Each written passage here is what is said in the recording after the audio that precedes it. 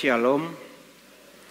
Selamat pagi Bapak Ibu dan Saudara yang dikasihi Tuhan. Kita bersyukur pada Tuhan.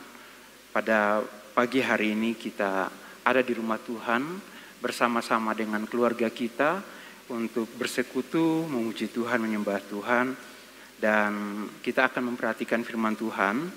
Hari ini firman Tuhan dari kitab Yohanes pasal yang ke-10 ayat 9 dan ayat yang ke-10 dan Kolose pasal yang ke-3 ayat 18 sampai 21. Yohanes pasal yang ke-10 ayat 9 10 dan Kolose pasal yang ke-3 ayat 18 sampai 21. Dan nanti dalam penjelasan mungkin ada beberapa bagian firman Tuhan yang akan disebutkan dan bagian-bagian itu kita tidak bacakan di sini. Mari Bapak Ibu, untuk menghormati pembacaan firman Tuhan, saya mengundang Bapak Ibu dan Saudara sekalian untuk bangkit berdiri.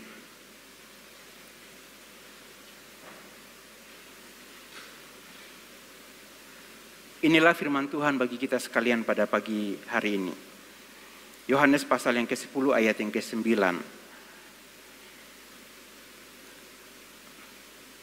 Yohanes yang pasal yang ke-10 ayat yang ke-9. Akulah pintu, barang siapa masuk melalui aku, ia akan selamat dan ia akan masuk dan keluar dan menemukan padang rumput. Pencuri datang hanya untuk mencuri, membunuh dan membinasakan. Aku datang supaya mereka mempunyai hidup dan mempunyainya dalam segala kelimpahan.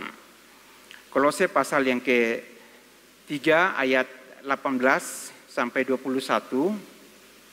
Hai istri-istri, tunduklah kepada suamimu sebagaimana seharusnya di dalam Tuhan. Hai suami-suami, kasihilah istrimu dan janganlah berlaku kasar terhadap dia.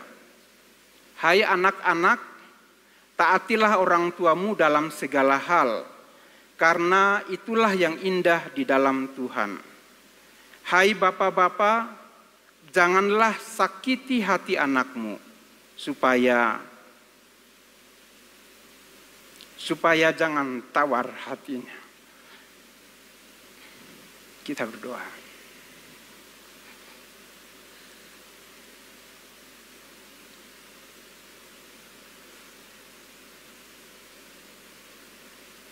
Mari Tuhan berbicara kepada kami semua pada pagi hari ini.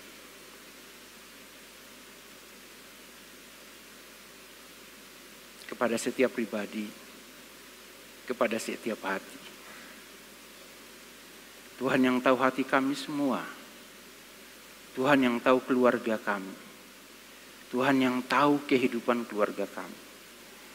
Dan tidak ada satupun dalam kehidupan keluarga kami yang tersembunyi di hadapan Tuhan. Mari melalui firman Tuhan, Tuhan membersihkan kami, membersihkan hati kami, membersihkan pikiran kami. Mari Tuhan, Engkau menguduskan kami. Dan biarlah di bulan keluarga ini, setiap kami boleh mengambil waktu untuk mengintrospeksi diri kami, melihat diri kami dalam hubungan kami dengan Tuhan dan hubungan kami dengan anggota keluarga kami. Dan biarlah Roh Kudus berbicara dengan kuat di dalam hati kami semua, supaya setiap kami tidak hidup menurut pikiran kami, tapi kami boleh hidup menurut kehendak Tuhan.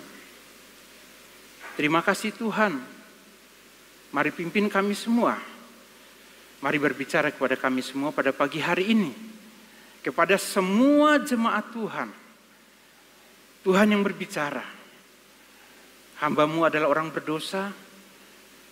Dan hamba-Mu hanya minta, biarlah oleh kasih karunia Tuhan, hamba-Mu dapat memberitakan kebenaran ini kepada jemaat Tuhan. Dalam nama Tuhan Yesus Kristus, kami berdoa. Haleluya. Amin. Silahkan duduk. Bapak Ibu yang dikasihi Tuhan, bulan September, bulan Oktober itu adalah bulan keluarga di gereja GPI AI.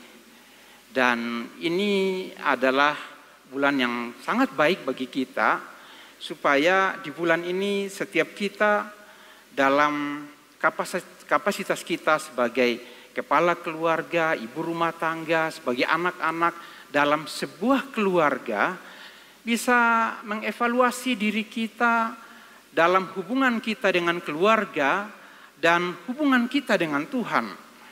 Kalau kita berbicara mengenai keluarga, keluarga itu adalah sekumpulan orang dengan ikatan perkawinan, kelahiran atau adopsi yang bertujuan untuk menciptakan, mempertahankan budaya, meningkatkan perkembangan fisik, mental, emosi, sosial dari tiap anggota keluarga.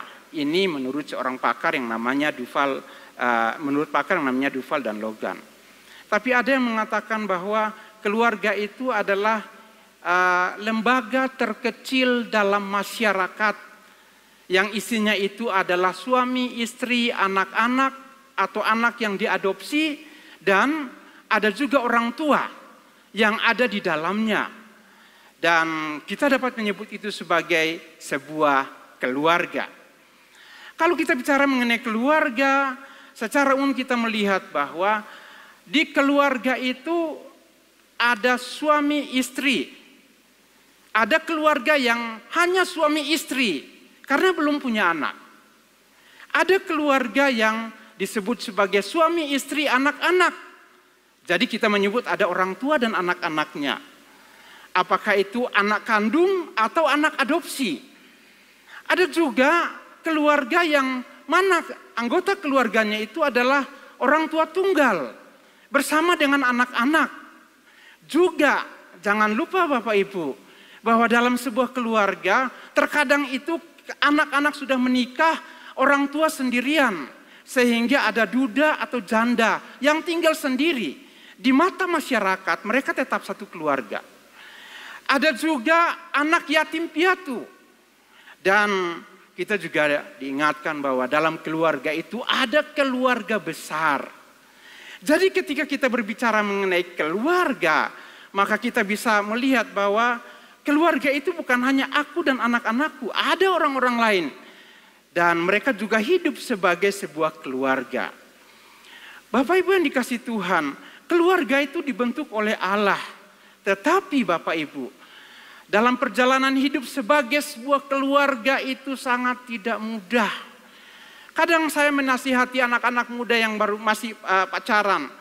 Kalau kamu pacaran itu lebih enak dibanding saat kamu sudah menikah. Karena apa? Kalau kamu pacaran, kamu bertengkar, dua orang bertengkar. Setelah itu masing-masing pulang ke rumahnya. Selesai perkara. Tapi kalau kamu menikah, habis bertengkar, hidup bersama-sama. Jadi kalau tidak mampu memanage hatinya, istrinya kepahitan terus dalam keluarga. Dan karena itu Bapak Ibu dan Saudara, menurut data dari BPS, Badan Pusat Statistik Indonesia, masalah keluarga itu sangat banyak. Dan ini adalah masalah yang dapat menyebabkan perceraian. Di tahun 2024, perceraian paling banyak disebabkan oleh perselisihan dan pertengkaran antara suami istri. Itu datanya ada 251.125 pasangan. Ini data seluruh Indonesia Bapak Ibu. Kemudian masalah ekonomi ada 100.000 keluarga yang akhirnya bercerai karena masalah ekonomi. Ditambah lagi ada 36.000 pasangan yang meninggalkan pasangannya. Ya mungkin karena perselisihan pertengkaran. Jadi daripada nanti ada KDRT, lalu yang satu kemudian memilih untuk pergi meninggalkan istri atau anak, atau istri pergi meninggalkan suami. Itu ada 36.265 pasangan. Ada KDRT juga Bapak Ibu. Keluarga yang bercerai karena KDRT itu ada 7.263. Bukan hanya KDRT, ada juga keluarga yang bercerai karena judi. Mungkin itu judi kartu biasa atau judi online.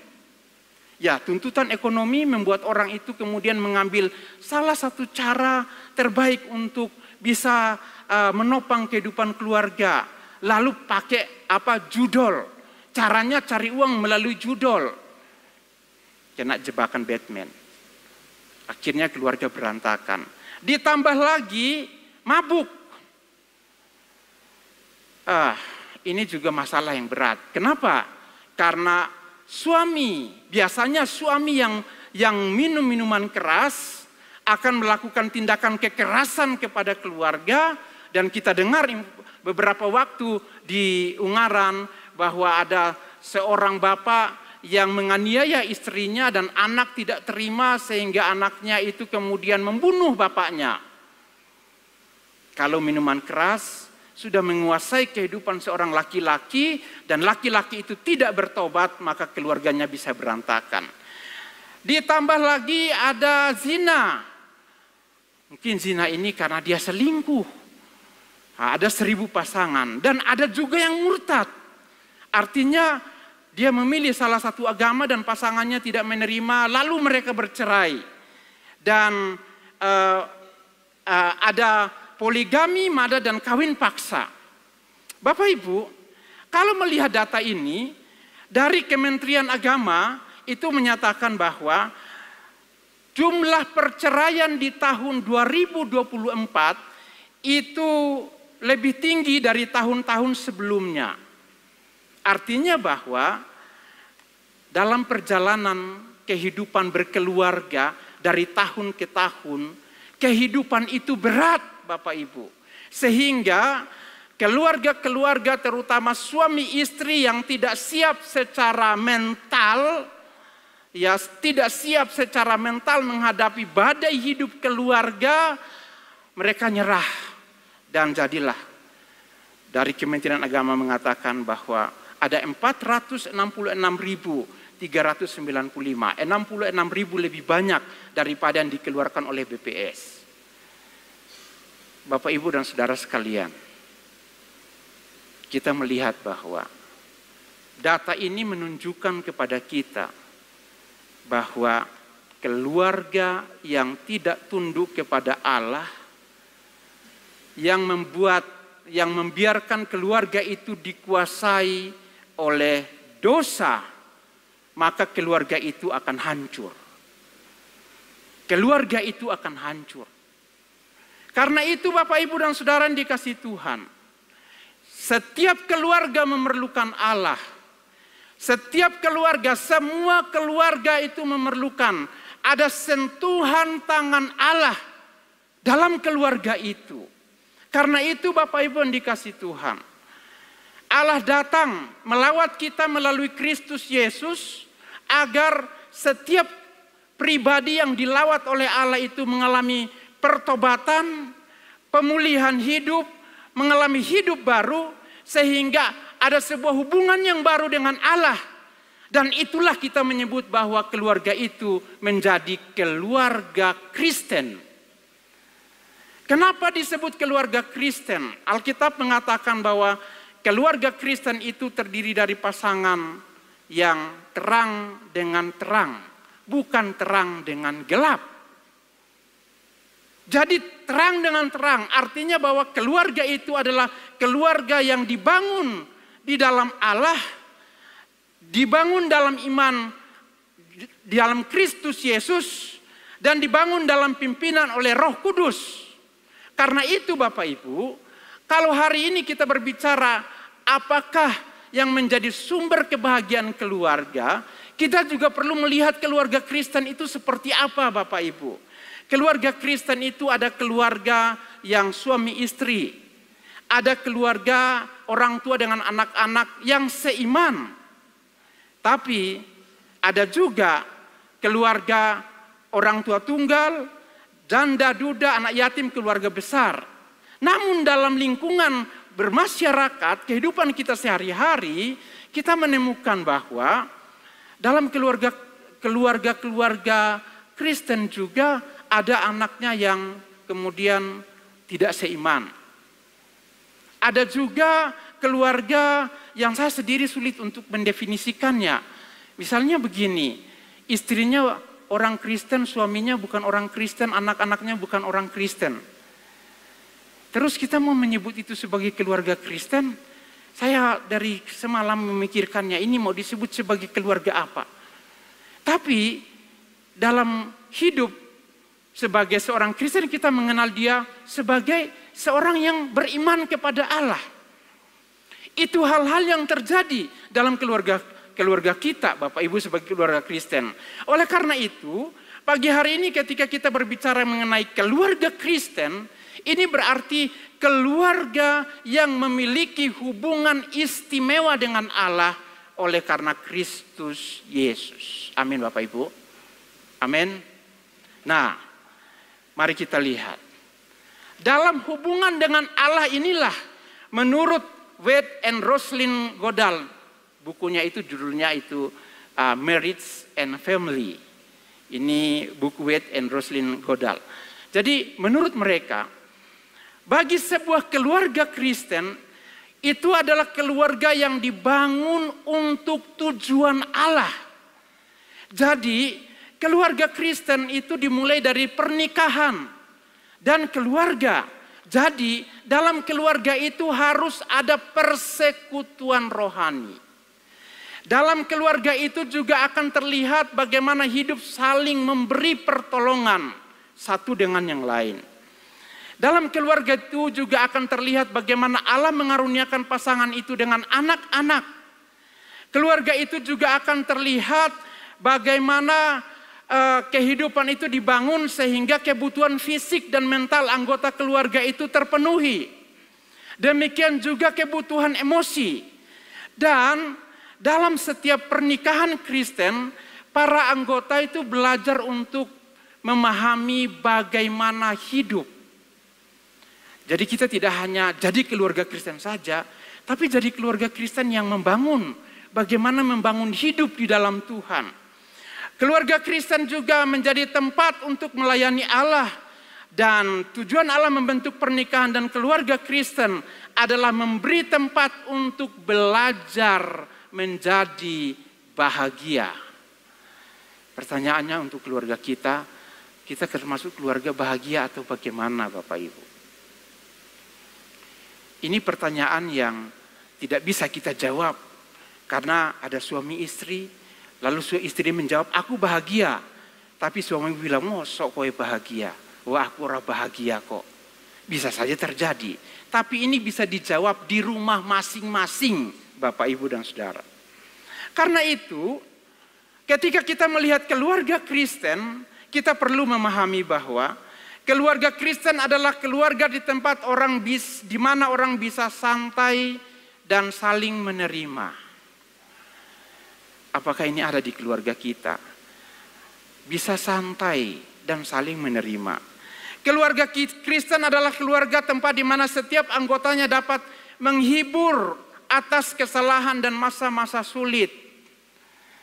Kadang kita harus akui bahwa anggota keluarga kita berbuat salah, berbuat sesuatu yang ceroboh, berbuat sesuatu yang bodoh, berbuat sesuatu yang melawan hukum, berbuat sesuatu yang memalukan bagi keluarga.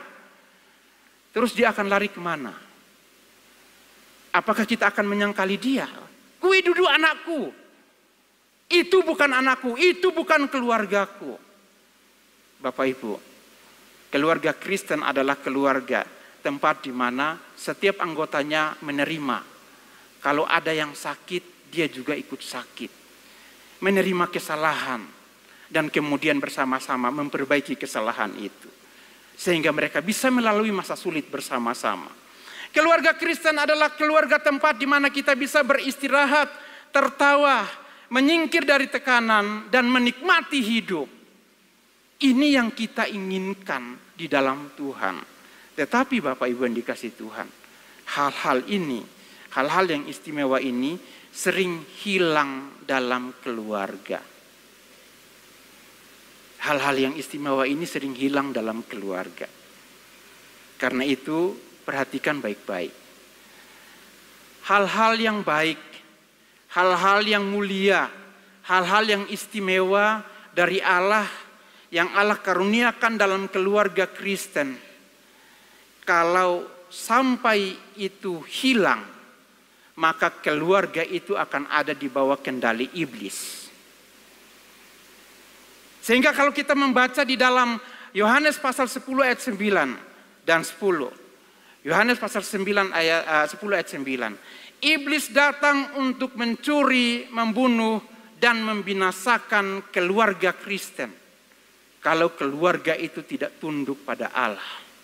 Kalau keluarga itu tidak sungguh-sungguh membangun hubungan yang kuat dengan Allah, maka iblis bisa merusak keluarga itu. Tenanan Bapak Ibu. Iblis bisa menghancurkan keluarga itu. Tetapi keluarga Kristen tidak seperti itu. Keluarga Kristen adalah keluarga yang memberi diri kepada Allah oleh karena Kristus Yesus. Sehingga keluarga Kristen dapat mengatakan bahwa Yesus datang supaya setiap keluarga Kristen mempunyai hidup dan mempunyainya dalam segala kelimpahan. Amin Bapak Ibu. Ini yang Allah inginkan.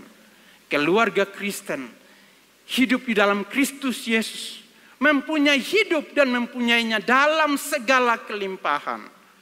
Karena itu, ketika orang lain berbicara mengenai anak muda yang terjerat dengan free sex, yang terjebak dengan narkoba, yang terjebak dengan perbuatan-perbuatan yang buruk, bagi sebuah keluarga Kristen yang takut akan Tuhan, yang hidup dalam nilai-nilai Kristiani, yang dibangun dengan pokok ajaran iman yang benar, mereka tidak akan melakukan itu. Mereka tidak akan membiarkan iblis merusak keluarga mereka. Suami-suami, bapak-bapak, di tempat di mana kamu bekerja, mungkin di situ ada godaan dari si penggoda yang tampil dalam wujud wanita yang cantik dan menggoda dirimu. Kalau kamu seorang bapak yang mempunyai kerohanian yang baik, kamu tidak akan tergoda dengan rayuan iblis itu. Tidak akan. Sebab apa? Iblis datang melalui wujud itu untuk menghancurkan keluargamu. Yang dibangun dalam keluarga itu adalah kepercayaan, bukan ketakutan, kekhawatiran. Jadi kalau keluarga yang dibangun dalam dasar yang kuat dalam iman, maka keluarga itu akan hidup dan ia bisa menikmati kelimpahan daripada Allah di dalam keluarga itu. Kalau begitu Bapak Ibu, di hari ini mari kita lihat apa yang Tuhan ajarkan kepada kita bagi setiap anggota keluarga. Pertanyaannya, apa yang menjadi sumber kebahagiaan keluarga Kristen? Kalau tadi pertanyaannya, siapa yang menjadi sumber kebahagiaan keluarga Kristen? Kita semua akan menjawab, Tuhan yang menjadi sumber. Tapi pertanyaannya adalah, apa yang menjadi sumber? Kalau begitu, yang perlu kita perhatikan di sini, apa yang membuat keluarga itu bisa menikmati kebahagiaan di dalam Tuhan? Perhatikan di sini, Alkitab itu memberikan pengajaran yang jelas bagi kita sekalian, sehingga setiap kita pada hari ini bisa melihat bagaimana diri kita dalam sebuah keluarga. Saya mulai dari Alkitab. Hai suami, perhatikan di sini, di dalam kitab Kolose pasal yang ke-3 ayat yang ke-19 mengatakan, hai suami-suami, kasihilah istrimu dan jangan berlaku kasar terhadap dia. Efesus pasal yang ke-4 ayat yang Efesus pasal yang ke-5 ayat yang ke-25, hai suami, kasihilah istrimu sebagaimana Kristus telah mengasihi jemaat dan telah menyerahkan dirinya baginya. Ayat yang ke-28, demikian juga suami harus mengasihi istrinya sama seperti tubuhnya sendiri. Siapa yang mengasihi istrinya, mengasihi dirinya sendiri. Saya melihat bagian ini dan sebagai seorang suami, saya harus melihat bahwa ketika berbicara mengenai keluarga, Mazmur 128 itu memulai dari seorang laki-laki yang takut akan Tuhan. Jadi hari ini ketika kita berbicara mengenai keluarga kita, keluarga Kristen, itu dimulai dari suami-suami. Perhatikan di sini. Firman Allah menegaskan bahwa suami harus mengasihi istri, bukan kasih karena masalah seksual. Kalau aku perlu, aku dapat, setelah itu selesai. Bukan seperti itu. Tetapi suami harus mengasihi istri dengan kasih Allah. Karena itu, di sini dikatakan bahwa kasihi istrimu sebagaimana Kristus telah mengasihi jemaat dan telah menyerahkan dirinya baginya. Jadi, yang Allah inginkan bagi seorang suami itu adalah suami harus siap rela berkorban. Pertama demi istrinya dulu.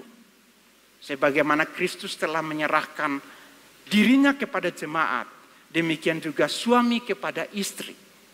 Karena itu ada penegasan di bagian selanjutnya yang mengatakan bahwa suami kalau mengasihi istri, terus contoh nyatanya seperti apa? Lalu dikatakan bahwa seperti kamu merawat dirimu sendiri, seperti kamu merawat tubuhmu sendiri. Adakah suami-suami yang membuat dirinya itu nggak apa-apa, aku jelek-jelek banget gitu. Jenggot nggak dicukur, rambut nggak dicukur, kumis dibiarkan begitu saja.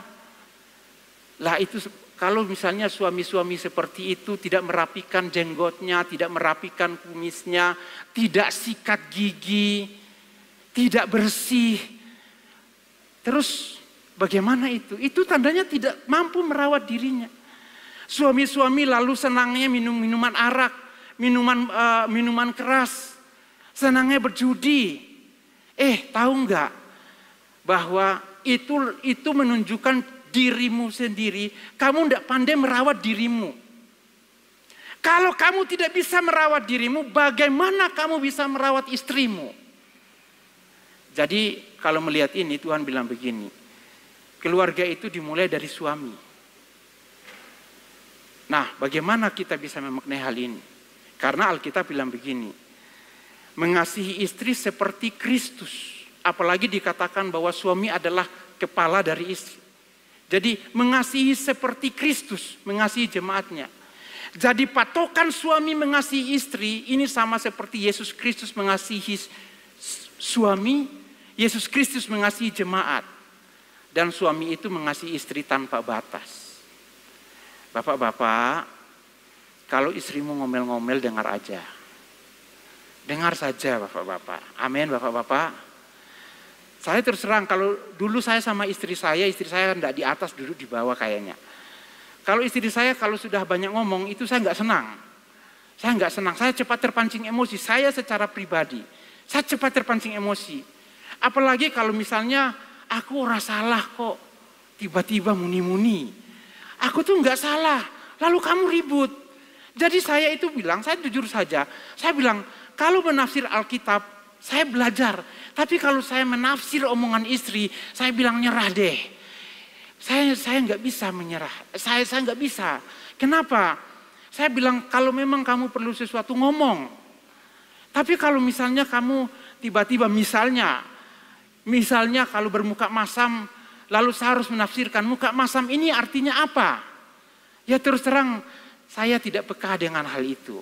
Saya terus terang saja. Lah kalau memang ada sesuatu hal, mbok ngomong. Ya, saya akui itu. Tapi setelah saya dengar firman Tuhan ini, apalagi ditambah lagi di ayat yang di bawahnya, saya bilang Tuhan saya nyerah. Makanya tadi kalau saya baca ini saya rasa terharu, itu kenapa? Ada hal-hal di dalam diri saya sebagai seorang suami, sebagai seorang ayah, yang itu juga berat bagi saya. Tapi karena firman Tuhan, saya harus tundukkan diri saya pada firman Tuhan. Suami merawat istrinya seperti tubuhnya sendiri, tapi perhatikan di sini, suami juga jangan berlaku kasar. Dalam arti bahwa jangan memahitkan hati istri atau membuat sakit hati istri. Ini konteksnya berbeda masing-masing keluarga.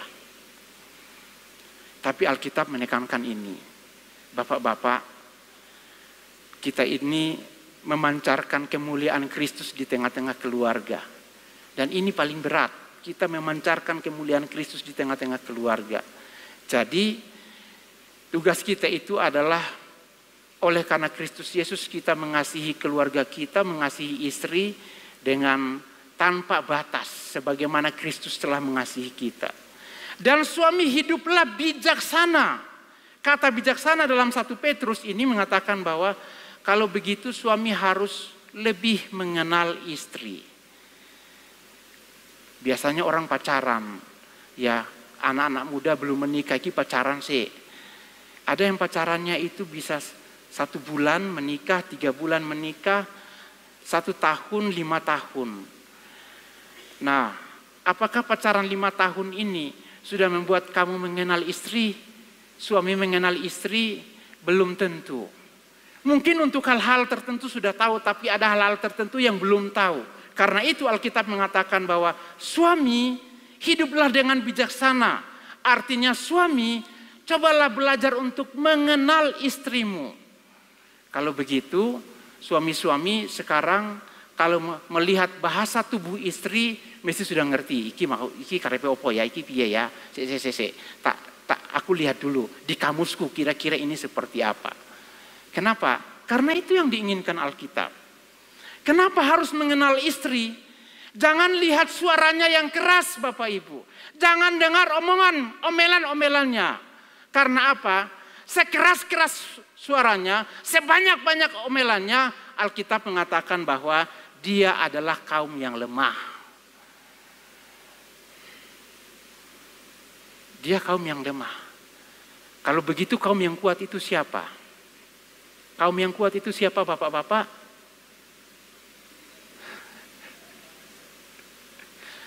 Kalau begitu kaum yang kuat itu siapa? Oh, dalam kenyataan hidup istri mengatakan bahwa aku paling kuat. Tapi Alkitab mengatakan bahwa kalau begitu suami yang kuat. Kenapa? Kuat menahan emosinya. Kuat menahan perasaannya. Menghadapi istrinya. Seperti itu bapak-bapak. Jadi karena bapak-bapak menurut Alkitab, bapak-bapak punya kekuatan itu, maka dia akan melakukan bagian terakhir. Memperlakukan istrinya dengan baik sebagai teman pewaris kerajaan Allah. Nah kalau begitu, untuk kaum muda yang belum menikah, yang masih pacaran, supaya bisa hati seperti ini seluas samudra untuk mendengar omelan istri nanti, maka kuatkan mentalmu sebelum menikah. Kuatkan mentalmu sebelum menikah. Dan jangan takut untuk menikah. Karena apa? Sesuai dengan kasih karunia Allah bagimu. Tapi bagaimana dengan istri? Bapak Ibu. Firman Tuhan mengatakan bahwa di dalam Kolose pasal yang ke-3 ayat yang ke-18. Hai istri, tunduklah kepada suamimu sebagaimana seharusnya di dalam Tuhan. Di dalam Efesus pasal yang ke-5 ayat 22-23, hai istri tunduklah kepada suamimu seperti kepada Tuhan, karena suami adalah kepala istri sama seperti Kristus adalah kepala jemaat, dialah yang menyelamatkan tubuh. Ayat 24, karena itu sebagaimana jemaat tunduk pada Kristus, demikianlah juga istri kepada suami dalam segala sesuatu.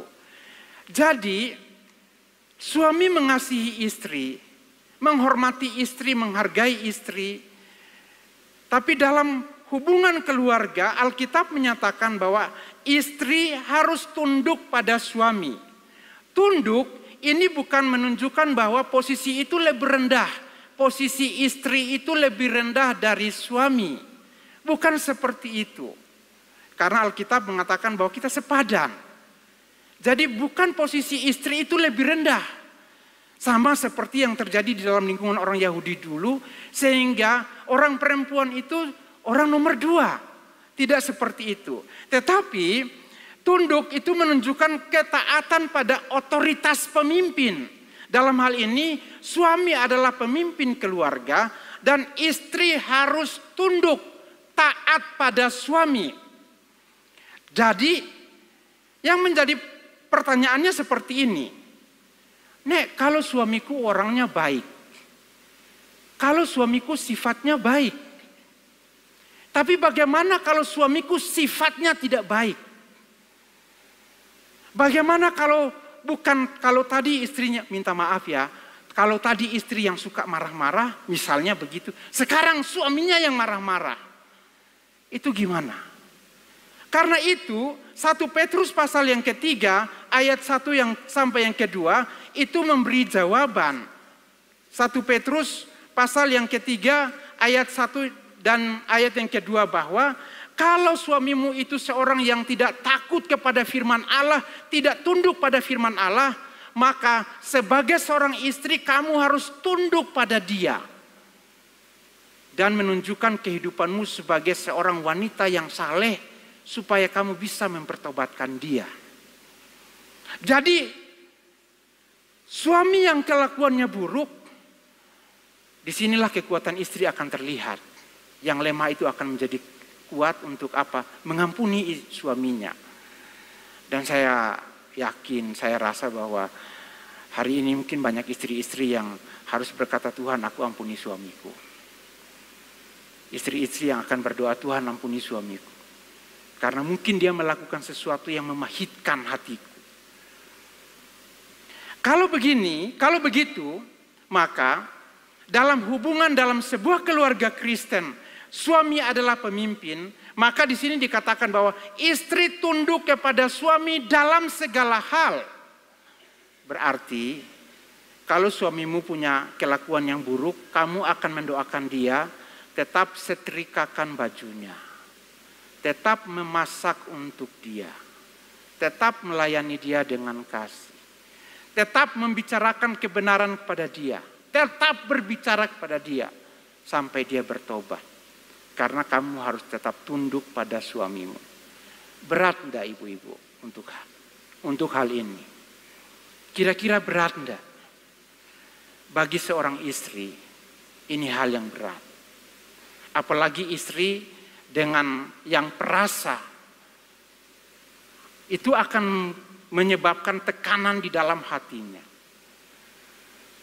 Bagaimana aku mau melakukan sesuatu kepada seorang yang seperti ini?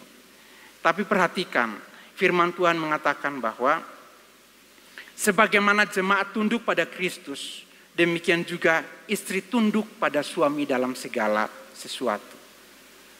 Dalam arti bahwa untuk hal ini, setiap keluarga Kristen, istri-istri Kristen perlu untuk menguatkan hatimu di dalam Tuhan menghadapi suami-suami yang hidupnya tidak taat pada firman Allah. Tapi bagaimana kalau dalam keluarga itu ada yang tidak seiman, suami istri tidak seiman? Apa yang harus dibuat? Bagaimana suami itu menempatkan dirinya di tengah-tengah keluarga yang tidak seiman, atau istri itu menempatkan dirinya di tengah-tengah keluarga yang tidak seiman?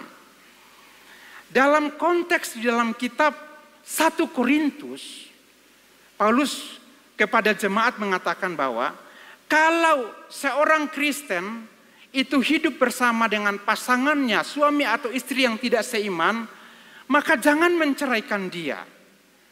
Ini berbeda dengan apa yang terjadi pada orang Yahudi. Kalau orang Yahudi, pasangan tidak seiman, itu menceraikan. Itu contohnya ada dalam kitab Esra. Jadi mereka diminta untuk ceraikan dia.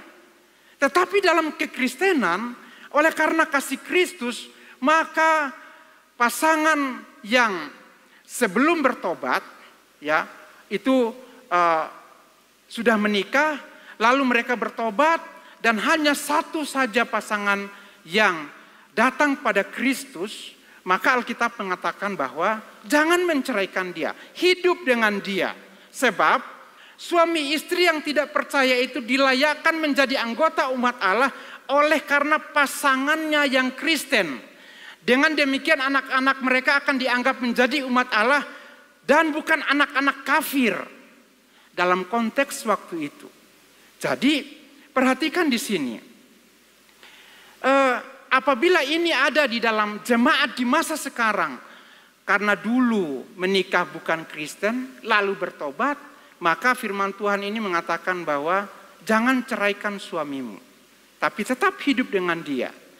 Lalu bagaimana kalau yang tidak percaya itu minta cerai? Bagaimana dia minta cerai? 1 Korintus 7 ayat 15 mengatakan bahwa biarlah ia bercerai. Tapi dalam konteks kita sekarang, kita akan berusaha untuk memberikan konseling kepada keluarga-keluarga yang seperti itu supaya jangan bercerai, sebab dalam sebuah pernikahan Allah tidak menginginkan adanya perceraian. Jadi apa yang harus dilakukan dalam keluarga seperti itu? Dalam 1 Korintus pasal yang ke-7 ayat 16 dikatakan bahwa kalau ada suami istri yang belum percaya kepada Tuhan, maka itu menjadi tugas orang yang sudah percaya itu untuk memberitakan Injil kepada yang tidak percaya, menunjukkan cara hidup yang baik, menunjukkan kelakuan yang baik, menunjukkan imannya yang baik kepada pasangannya yang tidak percaya itu supaya ia diselamatkan. Ini yang diajarkan oleh Alkitab. Jadi bagi keluarga-keluarga yang hari ini ada seperti ini, maka firman Tuhan mengatakan bahwa doakan. Saya bersyukur ada jemaat pikat Klasman yang selama 20 tahun mendoakan seorang ibu yang mendoakan suaminya supaya percaya kepada Tuhan. Sejak menikah sampai memerlukan waktu 20 tahun. Tapi itulah yang terjadi. Seorang wanita Kristen yang takut akan Tuhan, yang beribadah kepada Tuhan, yang mendoakan suaminya. Perjalanan itu panjang, tapi Tuhan akan mendengar doamu. Dan dia yang memberikan pertolongan. Sehingga hari ini suami istri bisa beribadah bersama-sama di rumah Tuhan. Kenapa? Karena ada seorang istri yang berdoa kepada suaminya. Bisa juga ada seorang suami yang saat ini berdoa untuk istrinya. Karena kehendak Tuhan, keluarga kita adalah keluarga yang diberkati Tuhan. Selanjutnya, Bapak Ibu, bagaimana dalam keluarga itu ada keluarga yang kita sebut sebagai janda atau duda. Dalam keluarga Kristen pada masa sekarang ini, perhatikan yang dikatakan dalam Alkitab 1 Korintus pasal 7 ayat 9. Janda-janda dianjurkan untuk tidak menikah lagi. Hiduplah sama seperti aku, kata Paulus. Tapi bagi seorang janda muda, kalau ia tidak mampu menahan nafsu, hendaklah ia kawin. Kalau tidak mampu, ya kawin. Bagi seorang janda muda, kalau tidak mampu, kawin. Tapi ada juga perhatian. Bagi janda-janda yang sudah umurnya 60 tahun ke atas, bo ojo mikir kawin maneh.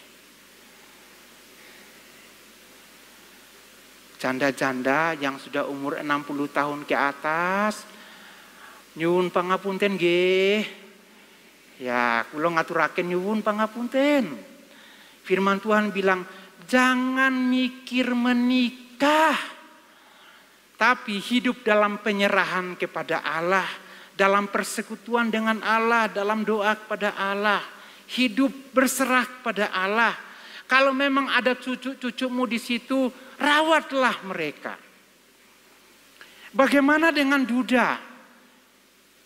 Bagaimana dengan duda? Kadang-kadang ya nyuwun pangapunten nggih, bapak-bapak sing duda, kadang-kadang duda merasa bahwa aku masih strong, aku masih kuat. Aku bisa ketok cakep. Loh, saya bertemu dengan seorang bapak-bapak, istrinya baru meninggal 1 tahun kemudian, lalu dia itu jatuh cinta dengan seorang ibu janda juga, lalu memaksa untuk mau menikah. Lalu dalam pembicaraan saya dengan dia, Ya namanya orang jatuh cinta ya Bapak Ibu ya. Bukan hanya anak-anak muda yang jatuh cinta itu membuat hidupnya tidak tenang. Kakek-kakek pun kalau sudah jatuh cinta dia juga tidak tenang. Sampai saya mikir, bagaimana cara kamu menghidupi nanti? Oh aku bisa kok, aku bisa. Ya setelah saya tanya lebih dalam kenapa? Karena saya hanya cari teman. Oh berarti dia kesepian. Cobalah sibukkan diri dengan hal-hal yang produktif lainnya. Daripada mikir untuk menikah lagi. Jadi Alkitab mengatakan bahwa cobalah yang sudah di atas 60 tahun. Bahwa tidak usah mikir lagi. Serahkan dirimu kepada Allah. Hidup dalam persekutuan dengan Allah. Itu akan lebih baik. Namun ada sebuah teguran di dalam Alkitab. Bagi keluarga-keluarga yang memiliki kakek nenek yang hidup sendiri sebagai janda atau duda, perhatikan di sini. Dulu gereja itu memberikan pelayanan diakonia kepada mereka. Tapi ketika saya baca 1 Timotius pasal yang kelima ayat 8 ini saya jadi heran. Seorang tidak memperhatikan sanak saudaranya, apalagi seisi rumahnya, orang itu murtad dan lebih buruk dari orang yang tidak beriman. Tapok jidat saya. Kenapa? Bagi anak-anak yang hari ini tahu bahwa orang tuanya hidup sendiri, lalu kamu tidak memperhatikan mereka, kamu tidak mendukung kehidupan mereka, kamu tidak menyokong mereka. Beras 1 kilo ke, minyak 1 kilo ke, micin 1 bungkus ke, garam 1 bungkus ke. Uang sedikit untuk kehidupan mereka. Kalau kamu tidak memperhatikan mereka, maka Alkitab mengatakan bahwa kamu seperti orang murtad. Apa enggak ngeri Bapak Ibu? Ini mengajar kita sebagai orang Kristen Bapak Ibu. Supaya kita peduli dengan orang tua kita. Kita melihat mereka, kita mendukung mereka, menunjukkan kasih kepada mereka dan jangan membiarkan mereka di masa tua. Kadang saya sedih. Bersama Ibu Rini, kalau lihat jemaat diakonia yang tua-tua tinggal sendiri. Anak cucunya kemana? Anakku ada di kota ini, di kota ini. Tapi mereka kemudian tidak perhatikan orang tuanya. Rasanya sedih. Rasanya sedih. Tuhan kok bisa terjadi? Harapan kita tidak terjadi. Tapi dalam kenyataan di sebuah keluarga ada seperti itu. Karena itu Bapak Ibu dan Saudara dikasih Tuhan. Firman Tuhan mengingatkan kita sebagai keluarga Kristen. Apa sumber kebahagiaan kita? Perhatikan orang tuamu. Jangan biarkan mereka. Tapi perhatikan mereka, rawat mereka. Selanjutnya bagaimana orang tua dan anak-anak? Perhatikan apa yang dikatakan firman Tuhan. Anak-anak, semua anak perhatikan.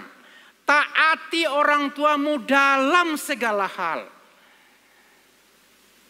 Kalau suami mengasihi istrinya seperti Tuhan Yesus Kristus yang mengasihi jemaat. Istri harus tunduk pada suami dalam segala hal. Anak juga harus taat pada orang tuamu dalam segala hal. Karena itulah yang indah dalam Tuhan. Anak-anak dengarkanlah didikan ayahmu dan jangan menyanyiakan ajaran ibumu. Sebab ajaran-ajaran mereka menambah budi baikmu seperti perhiasan kepala dan kalung yang memperindah lehermu. Ini kata Amsal pasal yang 1 ayat 8-9 dalam bahasa Indonesia sehari-hari. Kalau begitu, Bapak Ibu sebagai orang tua, saya tuh rasa bahwa anak-anak ini ke hari ini, HP, orang tua kerja, mereka pegang HP, yang ngajarin mereka siapa? Yang ngajarin mereka itu adalah tontonannya. Kadang kita dengar kok perkataannya kok kasar, perkataannya kotor dan seterusnya. Itu bisa merusak, sehingga orang tua memang perlu untuk lebih bijaksana lagi menolong anak-anak dengan tontonan-tontonan mereka. Karena itu menjadi tugas orang tua, ayah didik, ibu ajar anakmu. Sebab didikanmu itu akan sangat berarti bagi mereka. Hari ini ketika saya berkhotbah, kadang saya mengambil contoh dari ayah ibu saya. Suatu hari anak saya akan bercerita kepada orang lain. Dia bilang, dulu papaku begini, dulu mamaku begini. Karena dia melihat apa yang saya ajarkan pada dia. Namun hal yang lebih penting bukan hanya mendidik dan mengajar, tetapi bagaimana orang tua menjaga hati anaknya. Karena keluarga itu harus bertumbuh dalam emosi. Nah, menjaga hati anaknya, jangan sakiti hati anakmu dan jangan membuat tawar hatinya, membuat dia putus asa. Ya, kadang kalau orang Timur, orang Batak, itu kalau sudah ngomong itu, atap-atap kayaknya mau ikut terbang juga. Beda dengan orang Jawa, yang ngomongnya kalau marah masih bisa menahan emosinya. Tapi kalau kita yang orang dari basicnya itu keras, kalau dulu kami dengan orang tua itu kalau masalah anak dan orang tua mukul itu dia bilang di ujung rotan ada emas. Jadi menurutnya di ujung rotan ada emas dan dia kalau pukul anaknya itu dia nggak peduli. Hati anaknya itu terkoyak-koyak seperti apa dia nggak peduli. Asalkan dia bilang di ujung rotan ada emas. Kita sampai berdarah-darah kita mikirnya itu.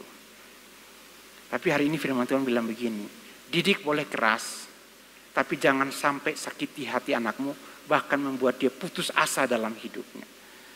Karena itu hal yang tidak berkenan di hadapan Tuhan. Bagaimana orang tua dengan anak-anak yang belum menikah? Bapak, Ibu, dan saudara yang dikasih Tuhan. Kepada teman-teman kami yang belum menikah. Mohon maaf kalau seringkali kita bergurau. Mungkin teman-teman merasa bahwa kok aku diomongin terus. Mohon maaf untuk hal itu. Tapi ketika saya merenungkan hal ini dalam kehidupan sebagai sebuah keluarga Kristen. Maka saya diingatkan Tuhan bahwa kepada mereka yang belum menikah, hiduplah sesuai dengan kasih karunia Tuhan bagimu. Matius pasal yang ke-19, 12. 1 Korintus 7 ayat 8, 9. Hidup sesuai dengan kasih karunia Tuhan bagimu. Dan bagi orang-orang tua, kalau anak-anak sedang ada dalam sebuah pergumulan hidup dan mereka mau mengambil keputusan untuk hidup sesuai dengan kasih karunia Tuhan bagi mereka. Misalnya mereka memutuskan untuk tidak mau menikah. Maka jangan terus memaksa mereka dan bertanya-tanya, kapan kamu akan menikah? Kamu kok nggak dapat jodoh? Mungkin kamu kurang cantik, mungkin kamu kurang cakep. Atau apalah. Dan itu kemudian memahitkan hatinya. Saya nggak tahu, tapi kakak saya di atas saya, suatu hari kita berbicara dan tanya, kenapa tidak mau menikah? Seorang perempuan. Dan dia mengatakan bahwa, kenapa saya harus menikah? Kalau ujung-ujungnya suami saya itu melakukan kekerasan pada saya, dia seorang yang tidak bekerja, tidak punya penghasilan, lalu saya harus hidup menderita dengan dia. Sorry, dia bilang, saya nggak mau seperti itu. Lebih baik saya dengan diri saya sebagaimana ada diri saya, supaya saya melayani Tuhan. Saya mau pergi kemana melayani Tuhan, saya mau melakukan itu dengan senang hati dan tidak ada yang membatasi saya. Itu keputusan dia. Kalau begitu, hari ini ketika kita dengar firman Tuhan ini, kita harus punya cara pandang bagaimana kita berbicara dengan teman-teman kita yang belum menikah. Kita mendoakan mereka, tapi biarlah kasih karunia Tuhan yang Tuhan nyatakan bagi mereka. Bagaimana dengan orang tua tunggal, yatim piatu? Saya diingatkan firman Tuhan bahwa kepada mereka Tuhan memperhatikan mereka dan Tuhan tidak meninggalkan mereka. Tuhan ada bersama-sama dengan mereka dan Tuhan ada untuk mendukung mereka. Sehingga dalam hidup mereka bisa menikmati kebahagiaan di dalam Tuhan. Dan bagaimana dengan keluarga besar? Bapak Ibu, kita ini punya keluarga besar. Dan firman Tuhan mengatakan bahwa sungguh alangkah baik dan indahnya jikalau saudara hidup rukun bersama. Disitulah berkat-berkat Tuhan akan Tuhan berikan bagi semua keluarga besar. Kalau begitu Bapak Ibu, apa sumber kebahagiaan keluarga Kristen? Bukan uang, bukan mobil, bukan tanah, bukan emas. Tapi sumber kebahagiaan keluarga itu adalah ada kasih Allah di dalam keluarga itu. Ada penundukan dalam keluarga itu. Ada kehidupan yang saling menghormati di dalam keluarga. Ada kasih yang menuntun pada keselamatan. Ada perhatian. Perhatian kepada siapa? Perhatian kepada orang-orang yang ada di antara keluarga kita. Berikan perhatianmu kepada mereka. Karena itu adalah kebahagiaan yang Tuhan inginkan dalam keluarga itu. Ada ketaatan. Ada pemeliharaan Tuhan. Dan ada hidup rukun. Sehingga hari ini ketika kita dalam bulan-bulan ini kita merenungkan apakah sumber kebahagiaan keluarga Kristen, maka ini akan menuntun kita supaya hidup dalam kasih, dalam penundukan diri, saling menghormati, mendoakan keluarga untuk datang kepada keselamatan, memberi perhatian, menunjukkan ketaatan kepada orang tua, dan hiduplah dalam pemeliharaan Tuhan. Dan kiranya setiap keluarga kita selalu rukun dalam segala keadaan kita. Sampai Tuhan Yesus datang yang kedua kali. Amin.